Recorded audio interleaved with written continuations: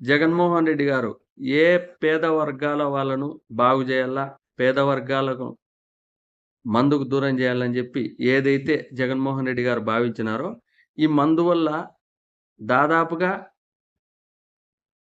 80% పేద వర్గాల వాళ్ళే బాధితులైనారనే విషయం జగన్మోహన్ రెడ్డి గారు ఎందుకు గ్రహించలేకపోయినారో ఒకసారి ఆలోచన జేయండి. ఎందుకంటే మిడిల్ క్లాస్ వాళ్ళు వాళ్ళ ఆనందాల కోసమో, అకేషన్‌లకోసారి ఎప్పుడోసారి తాగేటోళ్ళుంటారు. కానీ, ఈ కష్టం జేసుకునే వాళ్ళు పూర్తిగా పేదరికంలో ఉండేవాళ్ళు, వాళ్ళు పొద్దున లేస్తే వాళ్ళు పని జేయాలంటే, వాళ్ళు ఖచ్చితంగా మందుకు అడిక్ట్ అయ్యి, బేల్దారి పనులు జేసుకునేటోళ్ళు, పెయింటర్లు ఇటువంటి కష్టం జేసే ప్రతి వ్యక్తులు వాళ్ళందరూ తెల్లారితే వాళ్ళు ఖచ్చితంగా మందు తాగాల్సిన పరిస్థితి, తాగితేనే పని జేసే పరిస్థితి. అటువంటి పరిస్థితిలో జగన్మోహన్ రెడ్డి గారికి పాజిటివ్ ఏ విధంగా వచ్చింటాదని ఏ విధంగా ఊహించగలం మందు బాబుల నుండి ఒక్కసారి ఆలోచన జేయండి. సో, మందు బాబులు